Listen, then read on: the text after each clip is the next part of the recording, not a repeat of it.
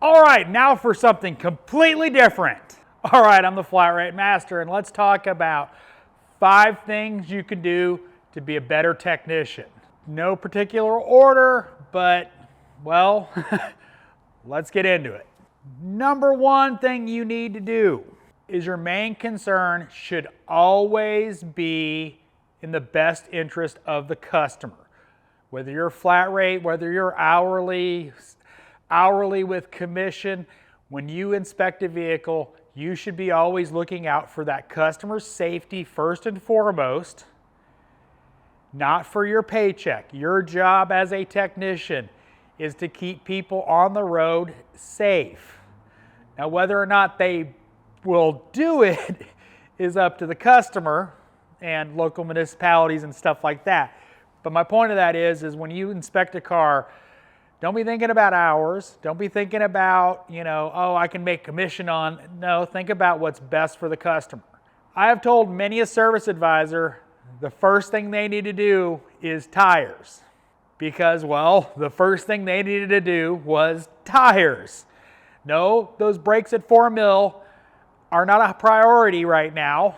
The cord showing on their tires is number 1 priority. And that's what you need to do. That's the most important thing about our jobs. We deal with people's safety. So that should always be your primary concern. Bring a car in. Yes, this is the problem. This problem needs to be taken care of in the future, but this is your main concern right now. So always take care of the customer first. Number 2, actually diagnose the car. Ivan over at Pine Hollow put up a video about a Chevy truck or GMC or whatever that made it 2 miles from the dealership after it being fixed, and well, it wasn't, and they didn't diagnose the car. They threw parts at it. So don't do that. Actually diagnose the car. It's easy to shoot silver bullets at cars, but actually take your time, diagnose the car right, because that's what we're here for. If your shop does not charge diagnostics, go somewhere else. But if you're paid for diagnostics, you should diagnose the car. You should bring it in, do a proper diagnosis on it so you can fix it right, the first time. Number 3, verify your repair. Verifying your repair is not cranking it up, put it in the parking lot. That's not verifying your repair. And I'm going to tell a story because, well, I did it the other day. Customer got towed in. Complaint was lightning bolt on the dash, yada, yada, yada. Jeep Compass, one of those little 2.0s, and had a high vacuum or vacuum leak, high, whatever code. Did my troubleshooting, no vacuum leaks. I smoke tested it, foreshadowing. Checked the map sensor, checked my voltage, determined a failing throttle body. The throttle body was sticking open. Now these vehicles have a whole new kit from Jeep that is a throttle body and pigtail, and we've done so many of them. We had one in stock. That's how often we've done them. Did I shotgun the parts? No, I diagnosed it. Did the repair, did the throttle body relearn, made sure everything was good, bundled up my wires, make sure everything looked pretty, put the clips back in, and test drove it. Got a couple blocks away, it went into limp mode. Yeah, what the customer's complaint was. I'm like, oh man, I think I screwed up. Get it back to the shop, pull it in, start checking stuff out. My map sensor voltage is different than it was before.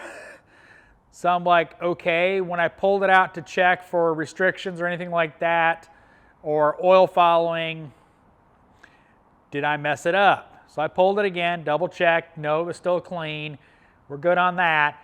Yeah, the PCV hose that I pulled off to smoke test the system, left it off. I looked at it and I said, I need to plug that back in, otherwise I'm going to forget it. Well, I forgot it. But the moral of the story is the customer never got the car in that condition because I verify my repairs. I test drove it. It went in limp mode on me. Not because it wasn't fixed. Well, it wasn't fixed, but it had a different problem now. It's because I didn't plug the stupid hose back in. But that's why you need to verify your repairs, because if I didn't do that, the customer would have picked it up, gotten down the block, and we'd have had to pay for a tow truck for my stupid mistake. That's why you verify repairs.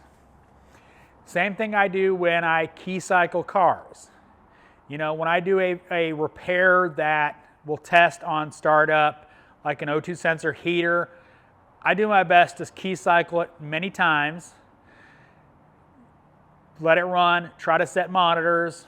Doesn't always happen, depends on the car, but I always try to verify my repairs. All right, now this one comes to, well, customer satisfaction. Number 4 is use floor mats, use protection, you know, in all things.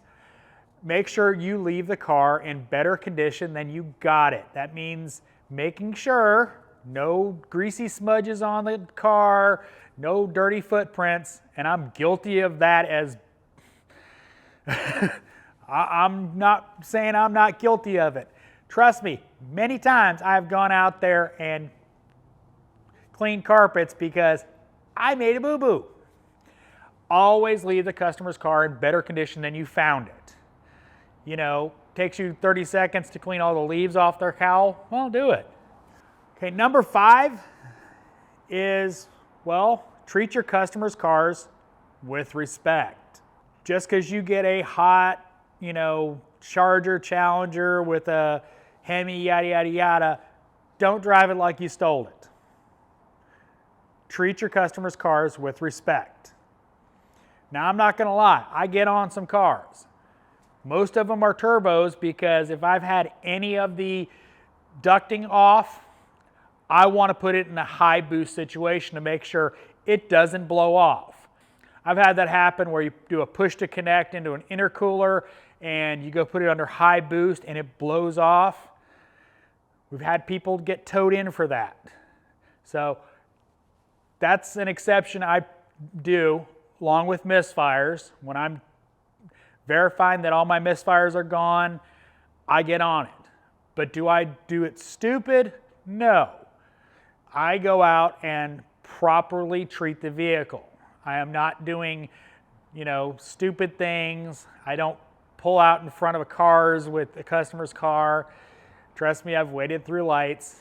Our light in front of our shop sucks. It sucks. I have to be careful when I film these videos because there's a turn lane that is not a designated turn lane, but it does have an arrow. And well, if the first person in that line isn't turning, they don't have to do anything. They can just sit there and, well, honks ensue. So I hope this video was helpful. As always, thanks for watching. I am the Flat Rate Master.